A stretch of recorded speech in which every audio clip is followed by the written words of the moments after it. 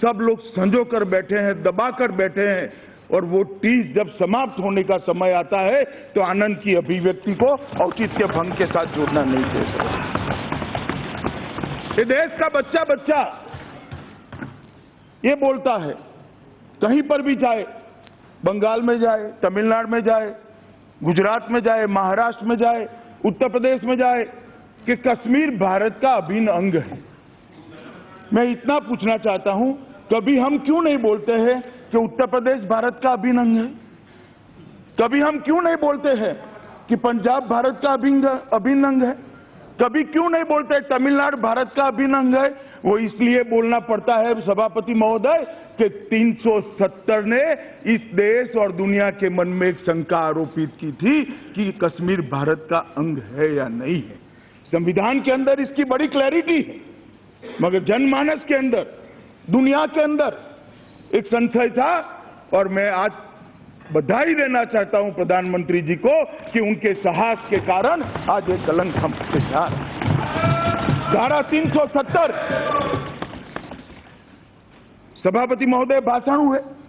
धारा 370 भारत को कश्मीर से जोड़ती है। धारा 370 भारत को कश्मीर से नहीं जोड़ती है। धारा 370 भारत और कश्मीर को जोड़ने से रोकती है। और आज वो रुकावट, ये सदन का अगर आदेश प्राप्त होता है तो आज ये रुकावट हमेशा के लिए दूर हो जाए। सभापति महोदय, मैंने बहुत सारे लोगों को सुना, ओवैसी साहब और एक दो लोगों के अलावे किसी ने विरोध धारा 370 हटाने का नहीं किया है। स्पष्टता से धारा 370 वो भी चाहते हैं न हटे, मगर साहस नहीं है कहने का, साहस नहीं है। और वो भी चाहते हैं धारा 370 हटे, मगर वोट बैंक बीच में आती है कि हमारी वोट बैंक क्या सोचेगी। मैं बताना चाहता हूं सभापति महोदय कि धारा 370 आज इस सदन के आशीर्वाद से समाप्त हो जाएगी और ये एक क्षण देश के इतिहास में सुवर्ण अक्षर से लिखा जाएगा। और मैं आज फिर से एक बार मेरे नेता और देश के प्रधानमंत्री की दृढ़ राजनीतिक इच्छा शक्ति को सत नमन करना चाहता हूं। जिस दृढ़ राजनीतिक इच्छा शक्ति के साथ उन्होंने साहस का परिचय दिया और धारा 370 को हमेशा के लिए खत्म कर दिया। सभापति महोदय, मेरी बात धारा 370 की बाद में करूंगा। पहले काफी सारे सदस्यों ने हिस्सा लेते हुए कुछ चीजों के बारे में जानना चाहा है, कुछ मुद्दे भी उपस्थित किए, इसका मैं सबसे पहले जवाब दूंगा। काफी सारे विपक्ष के सभ्यों ने कहा है, सम्मानीय सदस्यों ने कहा है कि ये यूटी हमेशा के लिए है या क्या? यूटी क्यों बनाई? यूटी कब तक रहेगी? मनीष तिवारी जी ने कहा, बहन सुप्रिया सुले ने कहा, अधीर रंजन जी ने भी कहा। मैं मगर स्पष्ट करना चाहता हूं इस सदन के माध्यम से पूरे देश के सामने और विशेषकर घाटी के लोगों के सामने, जम्मू के लोगों के सामने, कि जहां तक यूटी का सवाल है, परिस्थिति सामान्य होते ही उचित समय पर पूर्ण राज्य का दर्जा देने में इस सरकार को कोई आपत्ति नहीं। और मैं आगे भी कहना चाहता हूं, मान्यवर, एक मुद्दा उठाया गया कि पाक ऑक्यूपाई कश्मीर दे दिया। पाक ऑक्यूपाई कश्मीर भारतीय जनता पार्टी की सरकार और देश के प्रधानमंत्री नरेंद्र मोदी कभी दे ही नहीं सकते। आज भी पाक ऑक्यूपाई कश्मीर की 24 सीटें हमारा हिस्सा रहने वाली है और पाक ऑक्यूपाई कश्मीर पर हमारा दावा इतना ही मजबूत है जितना पहले था। माननीय अध्यक्ष जी, आपके माध्यम से मैं, अधीर रंजन चौधरी जी ने एक और सवाल उठाया कि 370 गई तो अब क्या 300 नहीं। अधीर रंजन चौधरी जी ने एक और सवाल उठाया कि यूएन में है, आप कैसे कर सकते हो? मैंने उनसे स्पष्टता मांगी। देखिए, मैंने ये कहा कि जम्मू कश्मीर 1948 से हुआ यूनाइटेड नेशंस की मॉनिटरिंग है या नहीं। एक रुकिए रुकिए रुकिए, एक मिनट कैसे ला सकते बोलने दीजिए प्लीज। आप तो गृह मंत्री, आपके सारे जानकारी है। मैंने ये कहा कि जम्मू कश्मीर को अभी तो बाइफर्केट कर दिया गया, यूनियन टेरिटरी बना दिया गया, तो ये स्थिति क्या होगा, इसके ऊपर आपका क्या विचार होगा। और ये भी मैंने कहा, I want to be enlightened by you. ये और मैं और दूसरे आपको उठाया कि पीओके की स्टेटस क्या होगा। ये दो बात उठाया था मैंने, क्योंकि पीओके के बारे में आपकी जो विधायक है इसमें कोई इसका जिक्र नहीं है। इसीलिए मैं सभापति महोदय, जो बिल लेकर मैं सदन के सामने उपस्थित हुआ हूं, इसमें पीओके और अक्षय चिन्ह दोनों का उल्लेख है और 1-1 इंच जमीन का उल्लेख है। जहां तक यूएन का सवाल है, सभापति महोदय, मैं थोड़ी इसके इतिहास में जाना चाहता हूं। 1 जनवरी 1948 में संयुक्त राष्ट्र के चार्टर के अनुच्छेद 35 में रेफरेंस किया गया। 20 जनवरी 1948 को संयुक्त राष्ट्र ने UN commission for India and Pakistan UNCIP को सेटअप किया और 13 अगस्त 1948 को UNCP के प्रस्ताव को भारत और पाकिस्तान दोनों ने स्वीकार कर लिया। मगर जब प्रस्ताव स्वीकार हुआ, उसमें प्रस्ताव का पहला और दूसरी 2 चीजें थी, 2 धाराएं थी और तीसरी धारा भी थी। दूसरी धारा, पहली धारा में क्या था कि कभी भी किसी भी देश की सेना किसी भी देश की सीमाओं का उल्लंघन नहीं करेगी।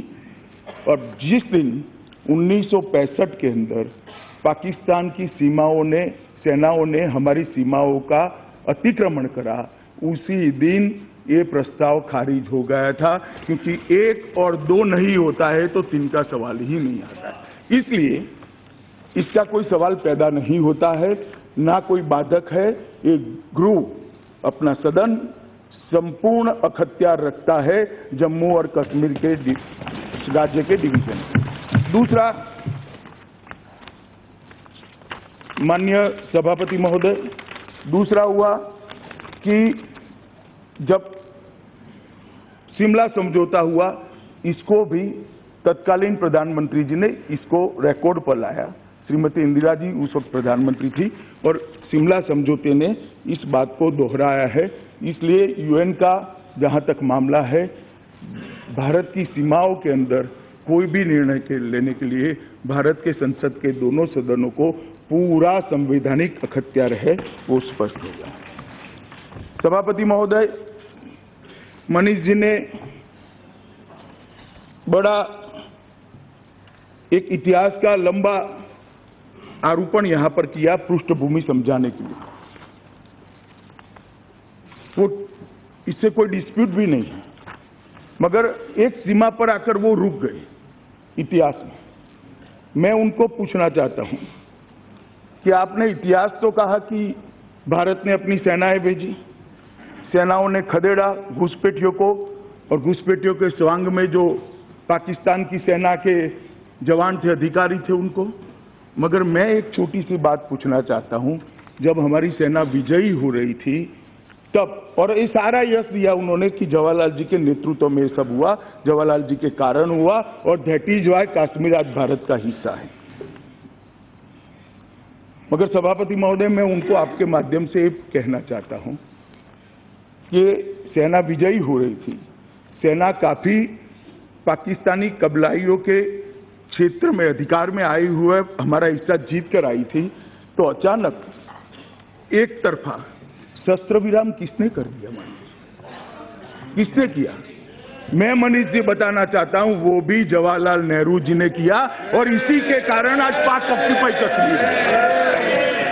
इसी के कारण पाक ऑक्यूपाई कश्मीर। अगर सेनाओं को छूट देते हमारा पूरा हिस्सा जीतने की, तो आज पाक ऑक्यूपाई कश्मीर पूरा का पूरा भारत का अधिकृत होता है। उन्होंने कहा कि ये किया वो किया। मैं पूछना चाहता हूं भाई,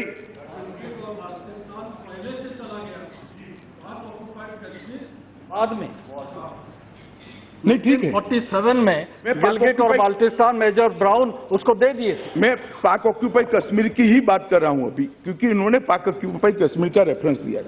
बाद में यूएन का रेफरेंस किया अधीर रंजन जी ने। यूएन में ले कौन गया? कौन ले गया? ढेर सारे दस्तावेज जो है साहब, देश के उप प्रधानमंत्री और गृह मंत्री को विश्वास में लिए बगैर आकाशवाणी के रूम में जाकर वायु प्रवचन कर दिया कि भारत इस मसले को 35 सेक्शन के अंदर ले। सेक्शन भी ठीक पसंद करते, शशि थरूर जी को मालूम है ना। ना मत बोलिए, अब आप बोल रही है भैया, आप बोल रही है।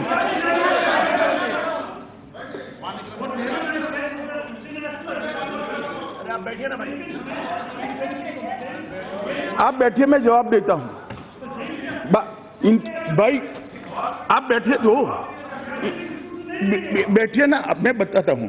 इंटरनेशनल सिचुएशन की तो आज दुहाई आपने भी दी है, मत करिए इंटरनेशनल सिचुएशन क्या होगी, मगर देश हित का जब मामला होता है, हमने निर्णय हमारे देश की स्थिति समझने के लिए किया।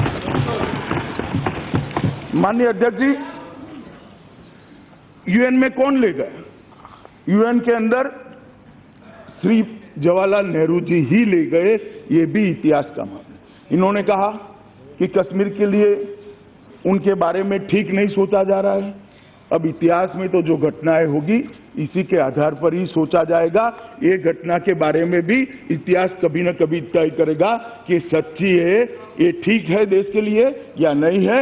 मगर मुझे भरोसा है जब भी ये घटना का जिक्र होगा, नरेंद्र मोदी जी को देश सालों सालों तक याद रखेगा। माननीय अध्यक्ष जी, उन्होंने कहा कि 371 का क्या करो, और बड़े वकील है साहब, मैं तो लॉ पढ़ा नहीं हूं।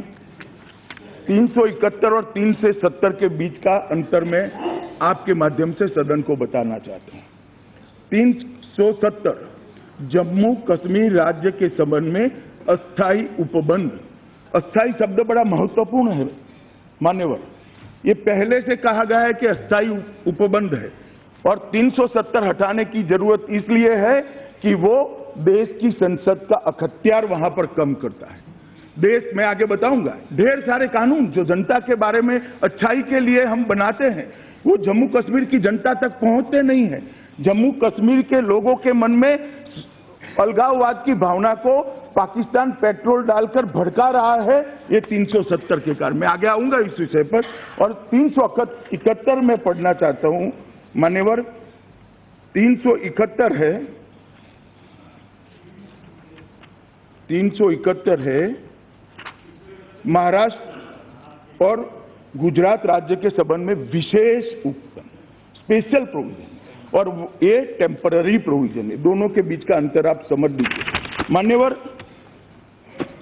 और दोनों के बीच में और अंतर क्या है मैं समझाता हूं। मैंने कहा 370 से क्या हो रहा है। 370 से इस देश के कानून की रीच वहां नहीं पहुंचती, वहां के लोगों में अलगाववाद होता है, वहां की असेंबली के मंजूरी के अलावे कोई कानून देश की संसद का वहां नहीं पहुंचता है। और 371 क्या है? 371 मूल जो है महाराष्ट्र और गुजरात, विदर्भ, मराठावाड़, सौराष्ट्र, कच्छ के लिए विकास के बोर्डों की रचना करना। इसमें क्या आपत्ति है? क्यों भला हम उसको निकाल देंगे?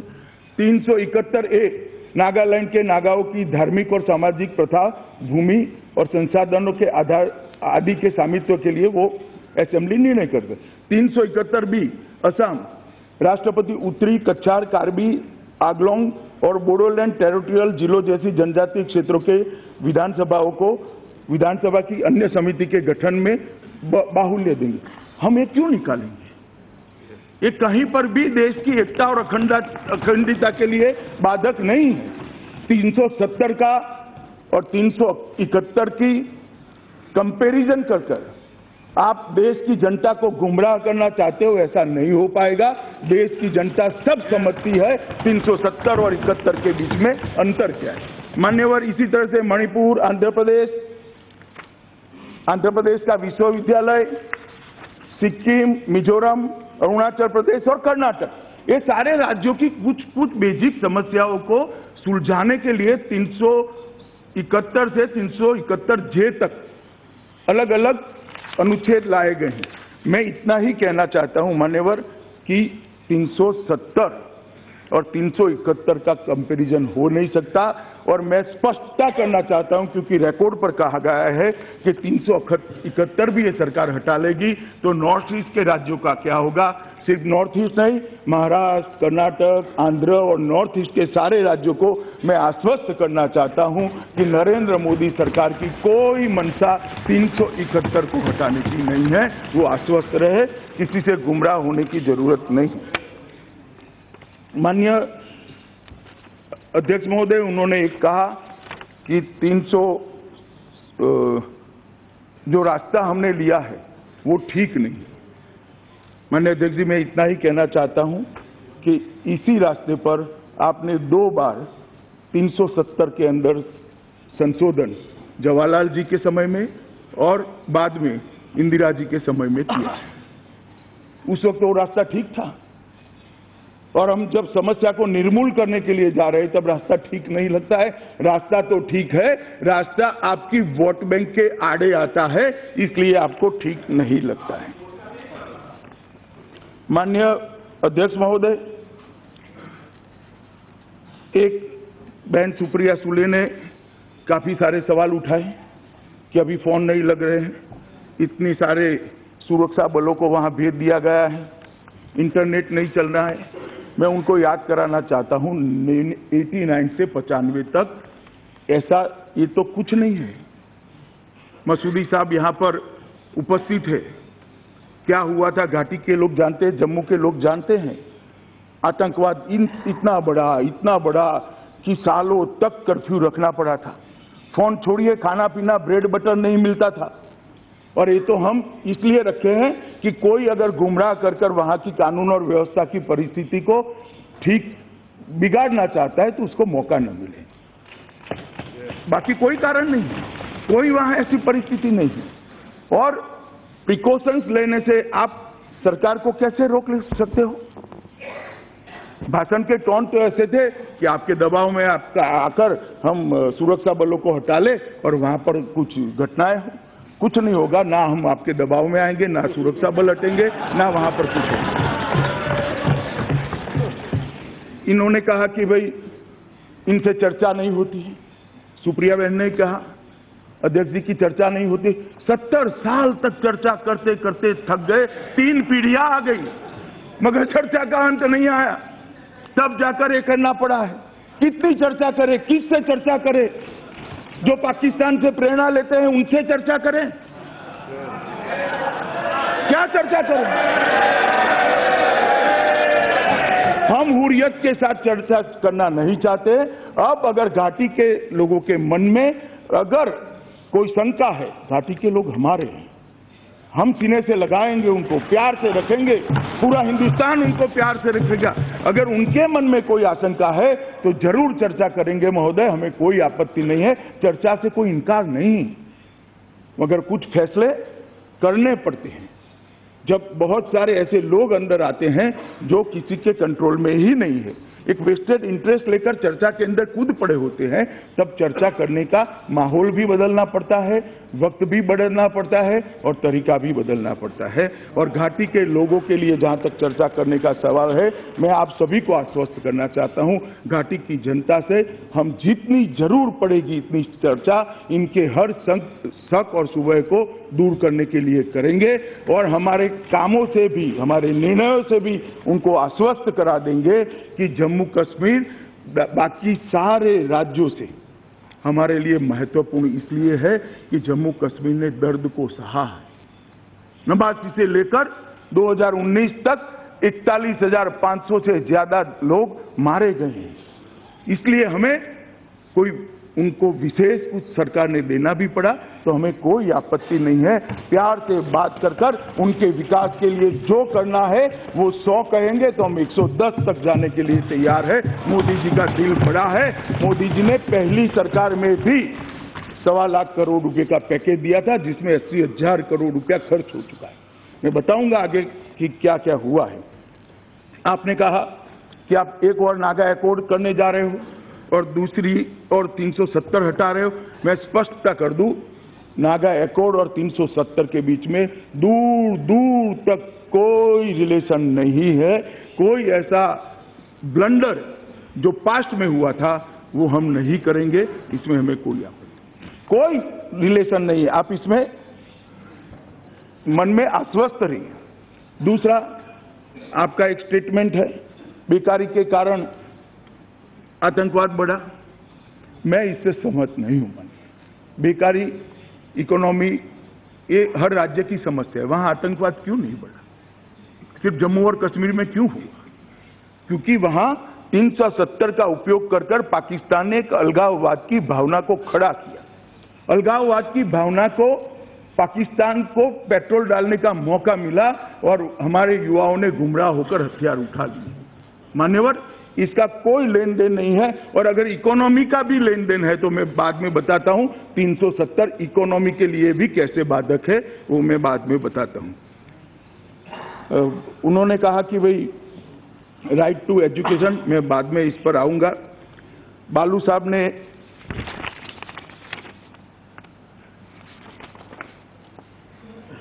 एक आंध्र असेंबली का कि हमने इनसे चर्चा करी थी, हमने इनसे चर्चा करी थी, हमने इनसे चर्चा करी थी।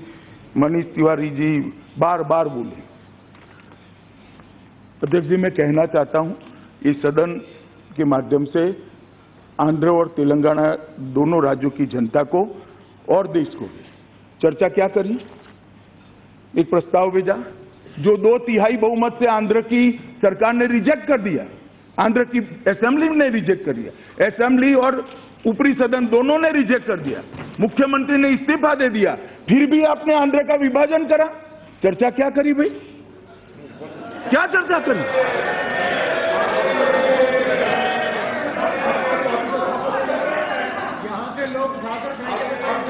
नहीं, आप बैठे ना, मैं बताता हूं। सवाल मेरी पार्टी की सहमति की या असहमति का नहीं है। एक मिनट भाई, एक मिनट, मुझे सुनेंगे या नहीं सुनेंगे? आप मुझे सुनेंगे या नहीं सुनेंगे? मैं वो विभाजन पर जाता ही नहीं, उचित था या नहीं था। मनीष जी ने प्रक्रिया का सवाल उठाया। आप पहले तत्व को पकड़िए। उन्होंने प्रक्रिया का सवाल उठाया कि स्थानीय लोगों से चर्चा की। अब स्थानीय असेंबली और स्थानीय अपर हाउस की तो मंशा थी कि डिवीजन न हो, फिर आपने क्यों करा? और आपने करा तो हमें क्यों टोक रहे हो भैया? आप बताओ जरा। और कैसे करा था? हम तो बैठकर आमने सामने ठंडे दिमाग से आपसे चर्चा कर रहे थे। सदन के दरवाजे बंद कर दिए गए, टिंगा टोली कर उठाकर मार्शलों ने सांसदों को बाहर फेंक दिया। काला दिन आज नहीं है, काला दिन वो था जिस दिन संसद की प्रणयता आपने भंग किया। मैं अभी भी कहता हूं, मैं आंध्र के डिवीजन या करना चाहिए या नहीं करना चाहिए उसके पक्ष में नहीं हूं। मैं इस मुद्दे पर नहीं हूं, मैं प्रक्रिया के मुद्दे पर हूं। मैं प्रक्रिया का वर्णन कर रहा हूं। मनीष जी ने सवाल उठाया था, इसलिए मैं इसको कहता हूं। उन्होंने कहा रातों रात आपने एक राज्य को 2 यूटी में बांट दिया। आज से अभी 2 यूटी है। 1975 में पूरे देश को इमरजेंसी डालकर आपने यूटी बना दिया था। हमें मत समझाइए। 1975 में पूरे देश को यूटी बना दिया था। और मान्यवर, मैं इतना ही कहना चाहता हूं। मैं फिर से एक कहना चाहता हूं कि यूटी का जवाब, जहां तक सवाल है, लद्दाख यूटी, वो तो लद्दाख वालों की डिमांड जो आपने आज तक पूरी नहीं की थी। जहां तक जम्मू एंड कश्मीर का सवाल है, परिस्थिति वहां नॉर्मल होते ही उचित समय पर हम तुरंत उस पर पुनर्विचार करेंगे और निर्णय लेंगे। एक मिनट मैं बताता हूं। नेहरू जी ने कहा था कि ये टेम्पररी है और उचित समय आएगा तब हटाएंगे। 70 साल लगे, हमें 70 साल नहीं लगेंगे, इतना मैं जरूर कहना।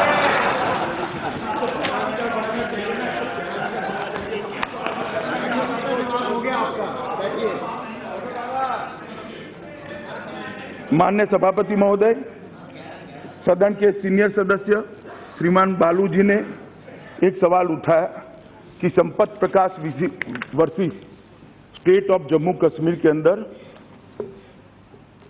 के जजमेंट के तहत ये जो बिल लेकर, संकल्प लेकर मैं आया हूं, ये अनकॉन्स्टिट्यूशनल है। Sampat Prakash versus state of Jammu Kashmir, उसमें दलील क्या थी?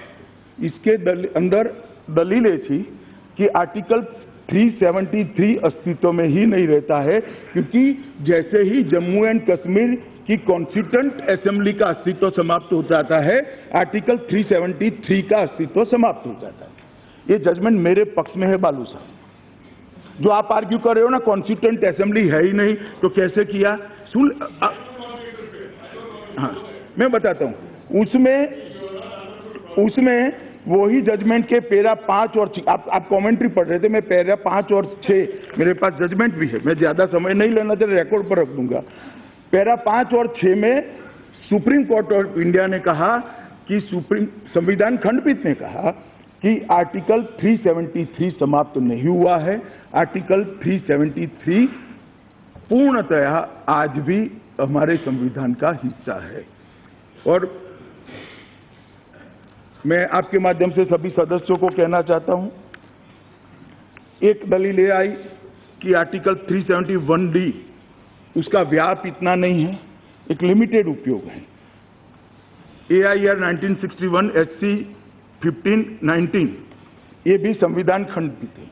उसने क्या, there is no reason to limit the word modification as use in article 371 only to some modification as do not make any such modification legislator can make any radical transformation। आप कुछ भी कर सकते हो, ये भी सुप्रीम कोर्ट ने तय किया है। इसके साथ उन्होंने कहा कि भाई वहां अब उपराज्यपाल चलाएंगे, उसके सलाहकार चलाएंगे। मैं सिर्फ आपको रिकॉर्ड ठीक रहे इसलिए कहना चाहता हूं कि वहां हमने असेंबली का प्रोविजन किया है। जम्मू और कश्मीर यूटी विथ असेंबली है, वहां विधायक भी होंगे, मुख्यमंत्री भी होंगे, जनप्रतिनिधि भी होंगे और उसका मंत्रिमंडल भी होगा जो जम्मू और कश्मीर का शासन है। इसलिए कोई एडवाइजर के आधार पर इतना बड़ा राज्य चलेगा, ये आपकी दलील के साथ मैं सहमत नहीं हूं। मसूदी साहब ने रेफरेंडम का मुद्दा उठाया। मसूदी साहब, रेफरेंडम तो तभी खत्म होगा जब पाकिस्तान ने 1965 के भारत की सीमाओं का अतिक्रमण करा। रेफरेंडम यूएन के अंदर अब है ही नहीं और यूएन ने भी इस बात को स्वीकार किया है। और अभी कह रहे हैं कि 72 घंटे से कर्फ्यू है। मैं मसूदी साहब को पूछना चाहता हूं कि एनसी की सरकारें थी और कांग्रेस के समय में जब टेररिज्म ऊपर ऊपर ऊपर जा रहा था, कितने घंटों का कर्फ्यू होता था? और अभी कोई वहां पर कानून और व्यवस्था की स्थिति बिगड़ी नहीं है मसूदी साहब। ये प्रिकॉशनरी है, परिस्थिति जन्य नहीं है। वहां स्थिति बिगड़ी इसलिए कर्फ्यू नहीं डाला है, स्थिति न बिगड़े इसके लिए कर्फ्यू डाला गया। ये दोनों में बड़ा अंतर होता है मसूदी साहब। आप तो जज रहे हो हाई कोर्ट। मुझे लगता था आपका जजमेंट आप कोर्ट करोगे, मगर नहीं करा, क्योंकि आपको भी मालूम है कि ये जजमेंट खोखला है। मुझे लगता था कि आप कोर्ट करोगे, मैं थोड़ा पढ़ाई लिखाई कर आ जाया था, मगर अच्छा ही हुआ कि आपने कोर्ट नहीं किया। कुट्टी जी ने कहा कि आपका सांप्रदायिक एजेंडा है। साहब, मैं इस बात को सिरे से खारिज करना चाहता हूं। 370 कैसे सांप्रदायिक एजेंडा हो सकता है? क्या जम्मू कश्मीर में हिंदू नहीं रहते हैं? क्या जैन नहीं रहते हैं? बौद्ध नहीं रहते हैं? सिख नहीं रहते हैं? कैसे सांप्रदायिक एजेंडा हो सकता है? किसको एड्रेस कर रहे हो आप कुट्टी साहब? किसको एड्रेस कर रहे हो आप? मुझे समझाइए तो जरा। जम्मू कश्मीर के लिए गए बनाया गया कानून कैसे सांप्रदायिक दिखेगा? क्या वहां पर सिर्फ मुसलमान रहते हैं? माइनॉरिटी को दबा रहे हो। माइनॉरिटी वहां जैन भी है, सिख भी है, और माइनॉरिटी कमीशन वहां स्वीकार न कर 370 ने माइनॉरिटी के साथ अन्याय किया है। आज वहां माइनॉरिटी कमीशन नहीं है और 370 के कारण नहीं है। कुट्टी साहब, आप भाषण यहां दे रहे थे, भाषण जम्मू कश्मीर के लिए दे रहे थे और एड्रेस कहीं और कर रहे थे। उन्होंने कहा कि जम्मू को बांटना कंसेंट के अलावे ठीक नहीं। मैंने सुबह ही बहुत विस्तार से किस संविधान की किस धाराओं के तहत हमने किया है और ये अधिकार कहां से प्राप्त होता है सदन के सामने रखा है, इसलिए मैं उसको रिपीट करना नहीं चाहता। शशि थरूर जी ने कहा कि सिक्योरिटी का चिंता हो रहा है। थरूर साहब, 1989 से लेकर आज तक 41,500 लोग मारे गए हैं, यही रास्ते पर मारे गए हैं। मैं आप सबको हृदय से पूछना चाहता हूं, अभी भी वही रास्ते पर चलना है? 41,900 लोग मारे गए, हम दूसरा रास्ता भी नहीं सोचेंगे, दूसरे रास्ते के शांति आए इसका प्रयास भी नहीं करेंगे, घाटी को लोगों की खुशहाली के लिए काम नहीं करेंगे। 70 साल इसी रास्ते पर चले जिसका आप आग्रह कर रहे हो। क्या परिणाम आया, मैं पूछना चाहता हूं, क्या परिणाम आया? 41,500 लोग, 500 से ज्यादा लोग मारे गए। कौन जिम्मेदार है? ये रास्ता नहीं है, मैं व्यक्ति का नाम नहीं देता, ये रास्ता जिम्मेदार नहीं है। कभी तो अलग हट के सोचना पड़ेगा। कब तक हम वोट बैंक की राजनीति करते रहेंगे? कब तक जो आइडियोलॉजी को हम स्वीकारते हैं वो आइडियोलॉजी के आधार पर ही हर चीज को सोचेंगे? देश हित की सोच करनी पड़ेगी, घाटी के युवाओं की सोच करनी पड़ेगी। लद्दाख क्षेत्र के मेरे एक युवा साथी ने आज बहुत जोश के साथ हमारे सांसद ने भाषण दिया, मैं उसको बधाई देना चाहता हूं। सारे ऐतिहासिक तथ्य लद्दाख की जनता के इनके सामने रखा, सदन के सामने रखा, देश के सामने रखा। इनकी भावनाओं को हम नहीं सुनेंगे। कब तक अनसुना करेंगे? बहुत लंबे समय तक अनसुना नहीं कर पाएंगे। ओवैसी साहब ने कहा कि सदन ऐतिहासिक भूल करने जा रहा है। ओवैसी साहब, ऐतिहासिक भूल करने नहीं जा रहे, ऐतिहासिक भूल को सुधारने जा रहे हैं। और इतिहास बताएगा कि भूल धारा 370 को डालना था या भूल धारा 370 को हटाना था। मुझे विश्वास है 5 साल के बाद जम्मू कश्मीर के अंदर प्रधानमंत्री जी के नेतृत्व में जो विकास होने वाला है वो देखकर घाटी की जनता भी कहेगी कि 370 का झुनझुना हमें जो पकड़ा दिया गया उसने हमारा बहुत अहित किया। उन्होंने भी नागा समझौते का रेफरेंस करा। उन्होंने कहा कि मैं मेरे आयरन फेस को बनाने के लिए सब एक्सरसाइज कर रहा हूं। मैं लोह पुरुष बनना नहीं चाहता, मेरा अस्तित्व एक छोटे से कार्यकर्ता का है और विनम्रता के साथ भारतीय जनता पार्टी के कार्यकर्ता का है, वो मुझे बहुत पसंद है। और मेरी पार्टी की परंपरा है, ऐसे फैसले व्यक्तित्व को बढ़ाने के लिए, पार्टी की वोट बैंक के लिए या पार्टी को चुनाव के अंदर फायदा हो इसलिए नहीं लेते हैं।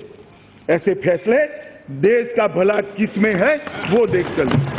ऐसे फैसले देश की सुरक्षा किसमें है वो देख कर लिया जाता है। ऐसे फैसले घाटी की जनता की भलाई किसमें है वो देख कर लिए जाते हैं।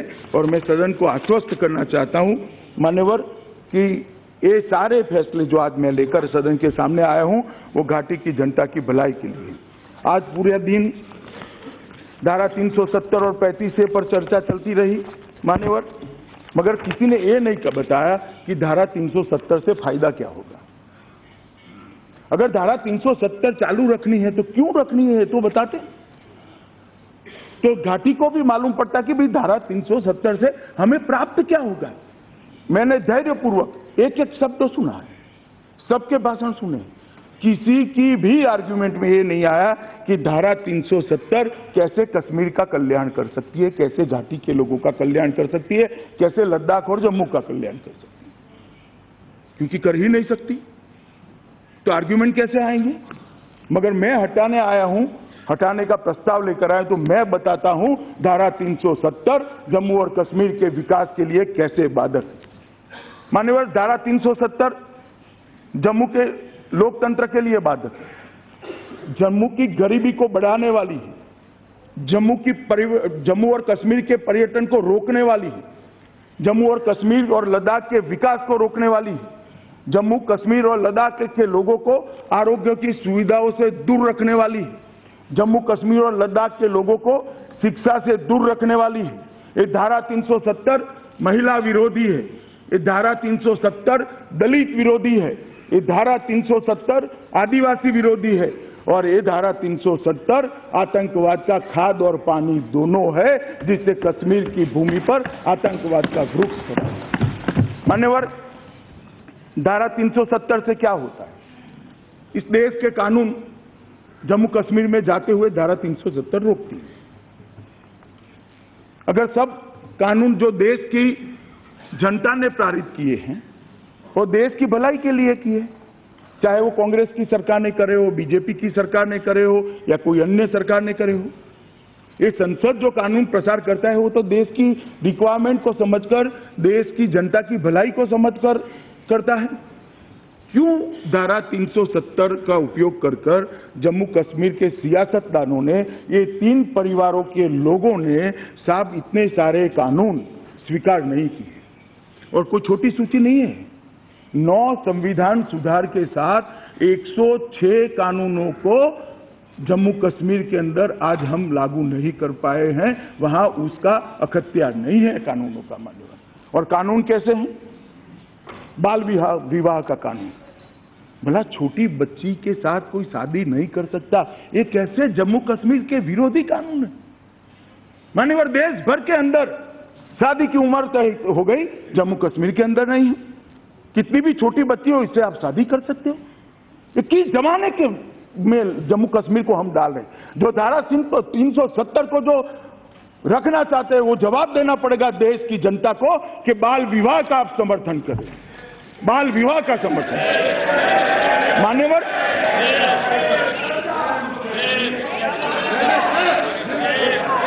मेरी बात लंबी है, भी मुझे बोलने का मौका दिया जाए।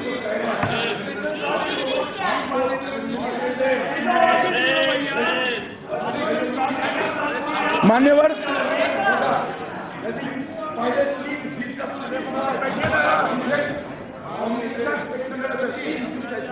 अरे वो छोड़ो ना भाई, मैं बाल विवाह की बात कर रहा हूं।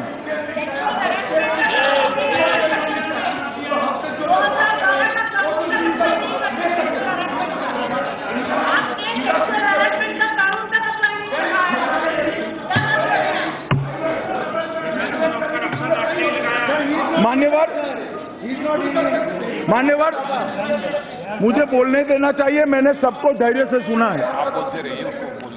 मान्यवर, रविशंकर जी प्लीज। मान्यवर, दूसरा कानून नेशनल कमीशन फॉर माइनॉरिटी, क्यों नहीं पहुंचाना? वहां सिख रहते हैं, जैन भाई रहते हैं, लद्दाख पूरा बौद्ध धर्म मतावलंबियों से भरा हुआ है, क्यों ये माइनॉरिटी कमीशन नहीं बनाना? मान्यवर, दूसरा कानून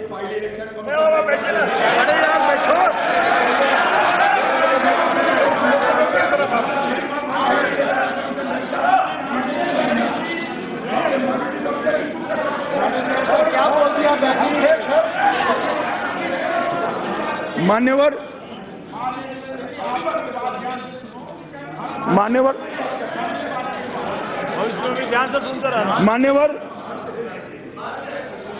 बाल विवाह, नेशनल कमीशन फॉर माइनॉरिटी, देखो जितना टोकोगे हर बार मैं लिस्ट पढ़ूंगा और देश की जनता सुनेगी, इसलिए मुझे बोल लेने दो, फास्ट कुछ सुनने में निकल जाएगा।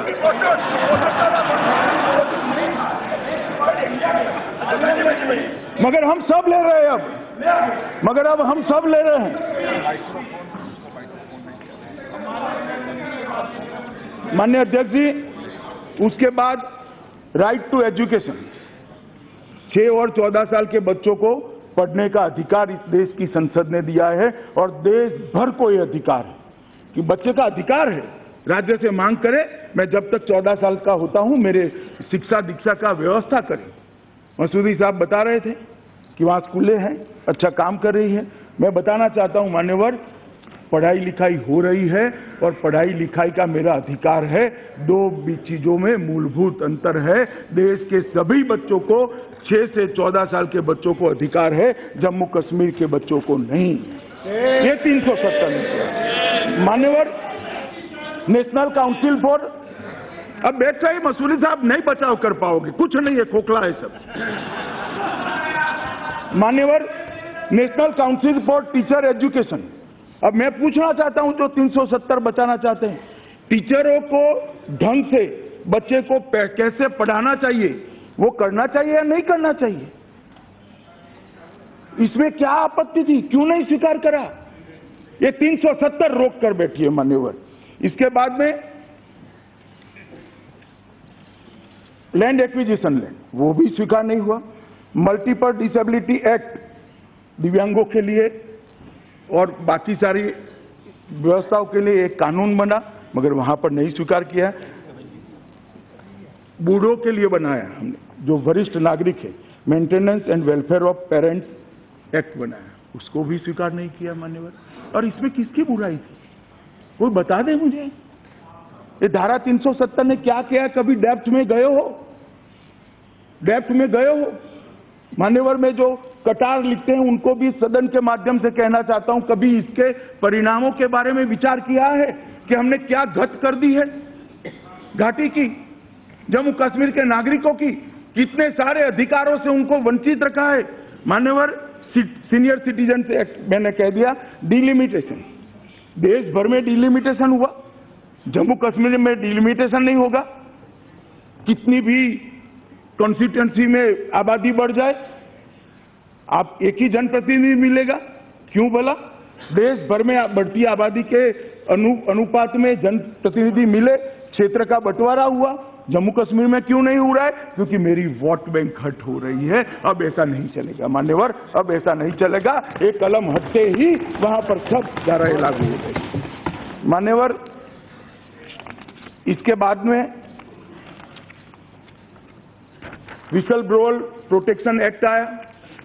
कहीं पर भी भ्रष्टाचार होता है तो कोई व्यक्ति अगर उसकी सूचना तंत्र को देता है तो उसको प्रोटेक्शन देना चाहिए। यहां कांग्रेस पार्टी बड़े जोर जोर से इसकी प्रशंसा करती थी, मगर वहां नहीं चाहिए। क्यों?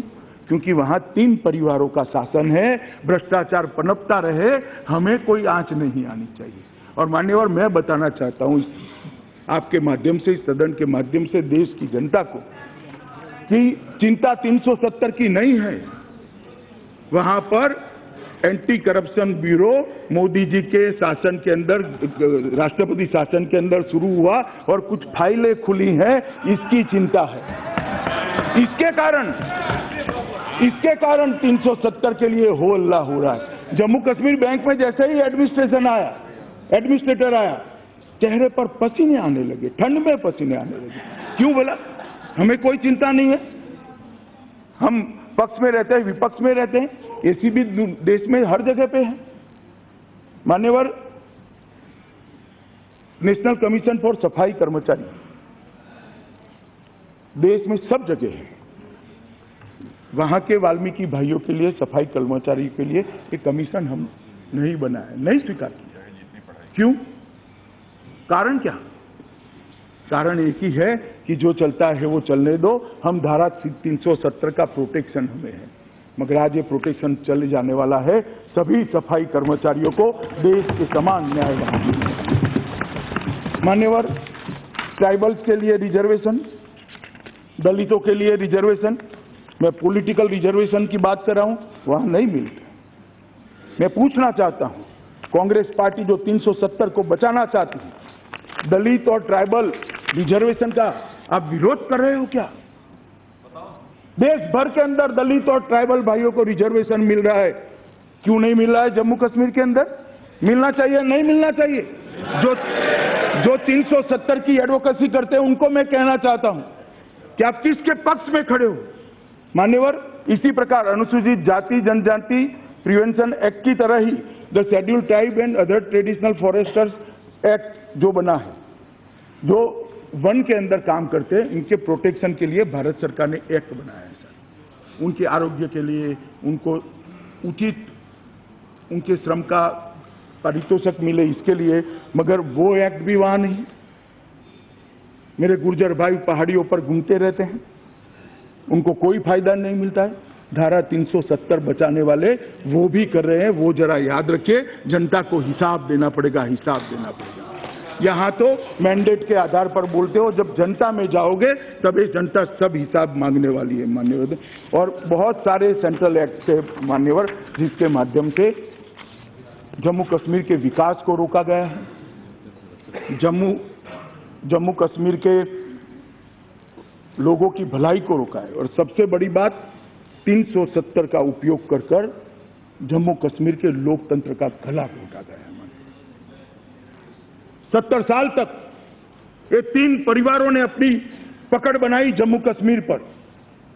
73 और 74वां संशोधन जम्मू कश्मीर में क्यों नहीं आया? कौन लेकर आया था? स्वर्गीय राजीव गांधी लेकर आए थे। मगर फिर भी हम नहीं करेंगे क्योंकि हमारी वोट बैंक वहां हट हो रही है। साहब, आज मैं तो धन्यवाद देना चाहता हूं नरेंद्र मोदी की इच्छा शक्ति को। राष्ट्रपति शासन आते ही हमने वहां पर पंचायत चुना, और कुछ विधायक, कुछ सांसद, और वो भी क्या, विधायक सांसद भी क्या, ये 3 परिवारों के साथ पावर था। आज जम्मू कश्मीर के अंदर 40,000 पंच सरपंच अपने गांव का विकास का खाका खुद खींच रहे हैं, उनके पास अधिकार है। और 3500 करोड़ रुपया पंच सरपंचों को डायरेक्ट भेजने का काम, आरटीजीएस से भेजने का काम नरेंद्र मोदी सरकार ने किया।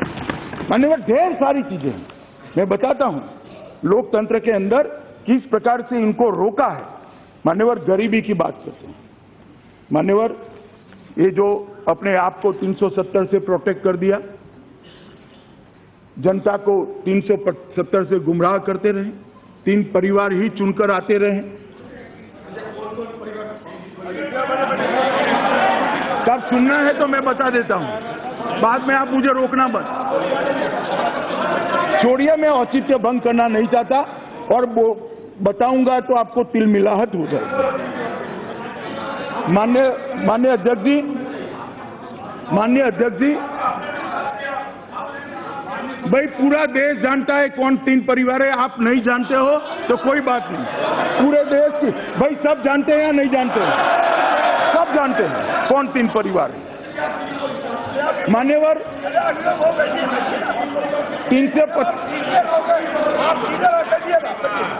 370 और 35 से जम्मू कश्मीर के अंदर भ्रष्टाचार हुआ। पूरा पैसा जो जनता के कल्याण के लिए गया, वहां पर इतना विकास नहीं हुआ जितना विकास होना चाहता था।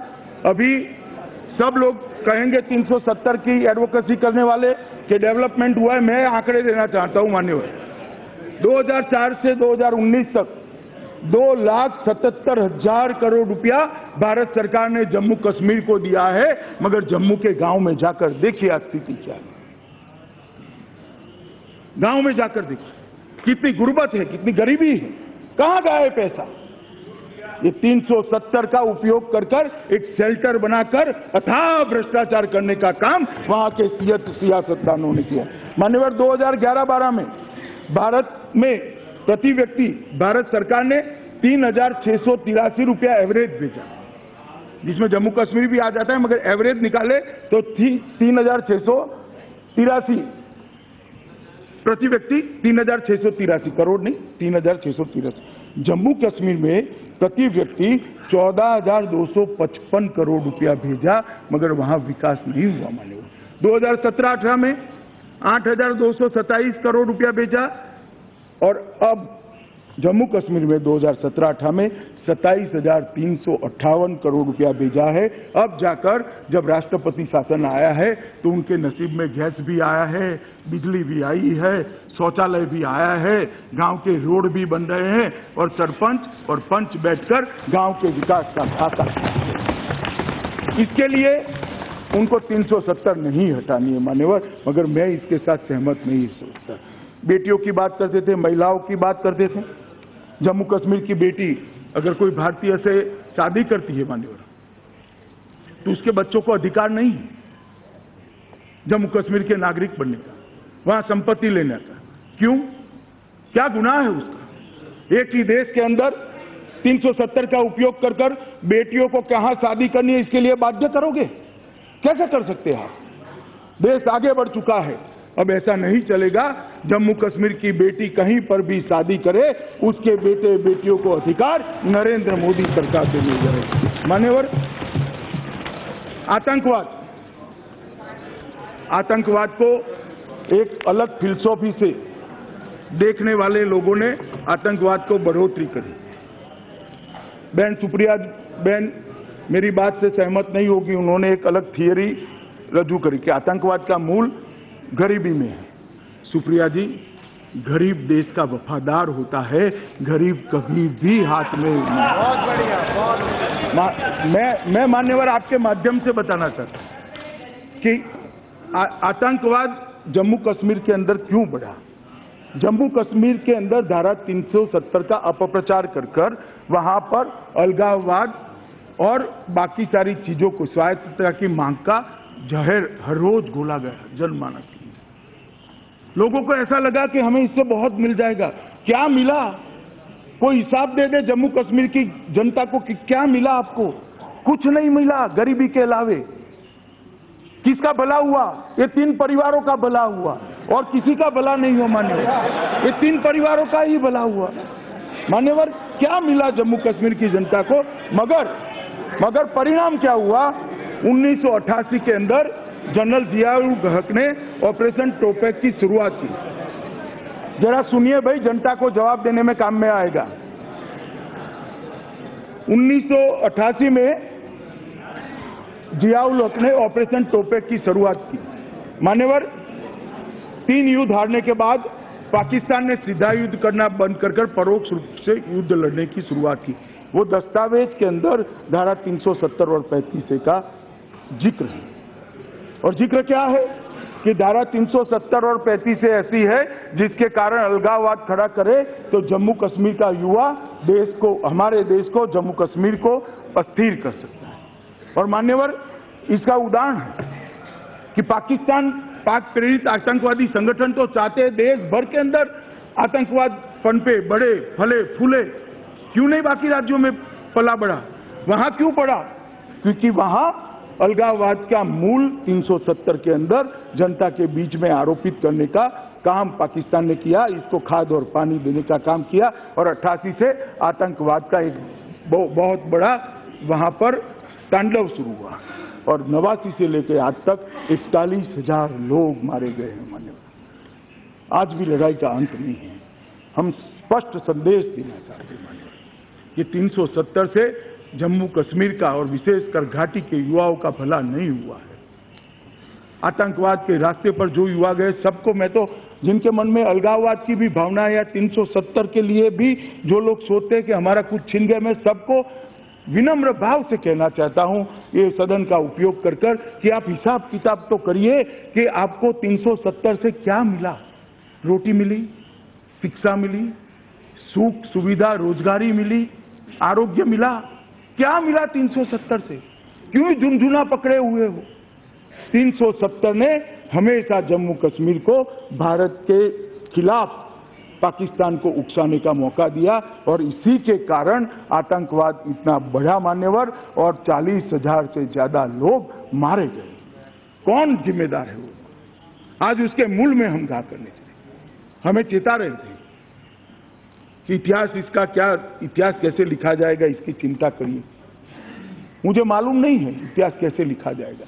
मैं कोई भविष्यवेत्ता नहीं हूं, कोई ज्योतिषी नहीं हूं, मगर इतना मालूम है कि 370 का इतिहास लिखा गया है कि 370 के कारण जम्मू और कश्मीर के अंदर इतना आतंकवाद फैला है, 35A के कारण इतना आतंकवाद फैला है और 41,000 लोग मारे गए हैं। और मैं मानता हूं कि ये जो 370 है वो जाने से धीरे धीरे हम घाटी के सभी लोगों को अपने नजदीक ला पाएंगे।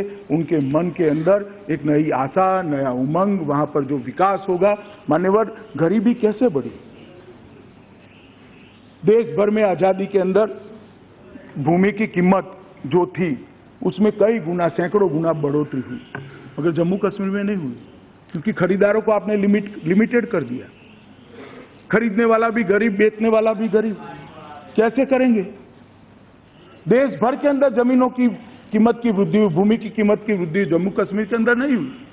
जब ये 370 हटेगी, वहां पर इंडस्ट्री जाएगी, वहां पर शिक्षा संस्थाएं जाएगी, वहां आरोग्य की संस्थाएं जाएगी, इंडस्ट्री जाएगी, रोजगार मिलेगा, और रोजगार मिलेगा तो गरीबी हटेगी, उनकी भूमि की वैल्यू बढ़ेगी। और ये कह रहे हैं कि क्या होगा जम्मू कश्मीर का? सुप्रिया बेन चिंता करी थी वहां के पर्यावरण की, वहां की खूबसूरती की। पर्यावरण खूबसूरती के लिए देश भर में कानून बने हैं सुप्रिया बेन, और 370 हटते ही वो सारे कानून वहां इंप्लीमेंट हो गए। और वही कानून के तहत मान्यवर वहां का पर्यावरण भी अच्छा रहेगा और खूबसूरती भी अच्छी रहेगी। मैं बताना चाहता हूं कि जम्मू कश्मीर पृथ्वी का स्वर्ग था, है और रहने वाला। इसको जरा भी हम डिस्टर्ब नहीं करेंगे। मान्यवर 370 पर कई बार चर्चा हुई, ये सदन में भी हुई, कई सदस्यों ने उसका, डॉक्टर जितेंद्र सिंह जी ने, मंत्री जी ने इंटरव्यू करते वक्त इसका उल्लेख भी करा। 370 पर जब चर्चा हुई तब मधु लिमय, राम मनोहर लोहिया, इंदर मल्होत्रा, श्री समनानी, अब्दुल गनी जो कांग्रेस के संसद सदस्य थे, गोपाल दत्त मेंगी, श्यामलाल सराफ, अटल जी तो थे ही थे। ये अटल जी का दावा दे रहे थे कि भाई अटल जी की कश्मीर पर, अटल जी पूरा जीवन 370 के खिलाफ लड़े हैं और अपने जीवन में 4.5 महीना 370 के खिलाफत करते हुए, सत्याग्रह करते हुए जेल में रहे। वो जेल में रहे। और अटल जी की जब सरकार बनी तब भी कहा था मेरे पास फ्रैक्चर मैंडेट है, मैं धारा 370 को नहीं हटाऊंगा। और देखिए विधाता की विधि का कमाल, देखिए अटल जी की ही पार्टी के नरेंद्र मोदी जी को पूर्ण बहुमत मिला और आज 370। मान्यवर सेक्युलरिज्म की जो बात करते हैं, मैं उनको पूछना चाहता हूं, क्या मधुली में सेक्युलर नहीं थे? मैं अखिलेश जी को पूछना चाहता हूं, क्या लोहिया जी सेक्युलर नहीं थे? क्या कहेंगे आप लोहिया जी के लिए? लोहिया जी ने 2.5 घंटा लंबा भाषण इसी सदन में यहां बैठकर खड़े होकर कहा है कि 370 भारत और कश्मीर को अलग करने वाली अनुच्छेद है, उसको तत्काल निकाल देना चाहिए, क्षण की भी देनी। नेताजी भी बैठे हैं। मान्यवर अब्दुल गनी जी सेक्युलर नहीं थे। इसका धर्मनिरपेक्षता के साथ कोई लेन देन नहीं है। जम्मू कश्मीर और लद्दाख के अंदर सभी धर्मों के बासिंदे बसते हैं और ये सभी को ये लागू पड़ने वाला है, किसी एक धर्म विशेष के लिए नहीं है। मैं दूसरा उदाहरण देना चाहता हूं मान्यवर, पार्टीशन हुआ। पार्टीशन होने के बाद पाकिस्तान से ढेर सारे शरणार्थी यहाँ हैं। कच्छ में भी आए, हमारे यहाँ गुजरात में भी आए, पंजाब में भी आए, दिल्ली में भी ढेर सारे शरणार्थी बसे जो पाकिस्तान से आए। मैं 2 शरणार्थियों का नाम बोलना चाहता हूं, डॉक्टर मनमोहन सिंह और इंदर कुमार गुजराल। 2 जम्मू कश्मीर नहीं गए, पंजाब गए, तो आज वो देश के प्रधानमंत्री बन पाए। जो जम्मू कश्मीर गए हैं उनको वोटिंग राइट भी नहीं है। अडवाणी जी पहले आ गए थे, अडवाणी जी भी पहले आ गए थे, मगर वो भी आए होते और जम्मू कश्मीर न गए होते तो उनको चुनाव लड़ने का अधिकार मिलता ही मिलता। आज ये दो हमारे देश के बड़े नेता, पूर्व प्रधानमंत्री बने क्योंकि वो जम्मू कश्मीर नहीं गए थे मान्यवर, वो पंजाब गए। और जम्मू कश्मीर में जो गए वो काउंसिलर भी नहीं बन पाए क्योंकि उनको वोट का अधिकार नहीं। ह्यूमन राइट की बात करने वालों को मैं पूछना चाहता हूं, इतने साल से 20 लाख से ज्यादा लोगों को वोट का अधिकार नहीं मिला है, उनका ह्यूमन राइट नहीं है क्या? ह्यूमन राइट की बात करने वालों को मैं पूछना चाहता हूं, सारा सूफी संप्रदाय उखाड़कर जम्मू कश्मीर से फेंक दिया, ये सूफी संप्रदाय का कोई ह्यूमन राइट नहीं था? लाखों कश्मीरी पंडित अपना घर छोड़कर निकल गए, उनका ह्यूमन राइट नहीं था क्या? 370 कौन से ह्यूमन राइट की खेर खवा है? माननीय अध्यक्ष जी, मैं इतना ही कहना चाहता हूं, जो 370 का समर्थन करते हैं वो दलित विरोधी है, ट्राइबल विरोधी है, महिला विरोधी है, विकास विरोधी है, शिक्षा विरोधी है, और जो 370 का समर्थन करते हैं वो आतंकवाद, गरीबी, शोषण और अशिक्षा का समर्थन करते हैं। मैं और मेरे नेता नरेंद्र मोदी की सरकार इसका समर्थन नहीं कर सकती। मैं सदन को कहना चाहता हूं कि आइए फिर से एक बार सोचें, बहुत चल दिए वो रास्ते पर। वो रास्ता हमारे लिए मुबारक नहीं है। वो रास्ते पर 40,000 लोग जान गंवा बैठे, 41,000 लोग जान गंवा बैठे।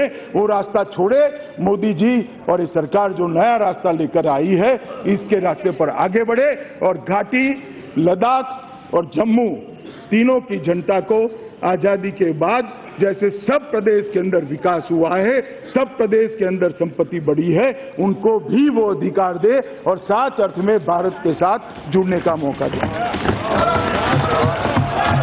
माननीय अधीर रंजन जी प्लीज।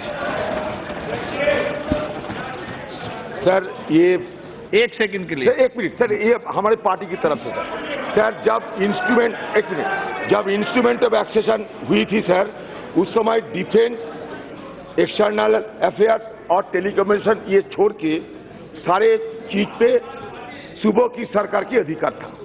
लेकिन केंद्र की सरकार धीरे धीरे मान लीजिए कि 90% अधिकार केंद्र की कब्जे में ले लिया। तो ये सरकार अगर चाहते थे तो बाकी जिन विषय पे कहते हैं कि हमारे दिक्कत आते थे वो अपने कब्जे में ले सकते थे।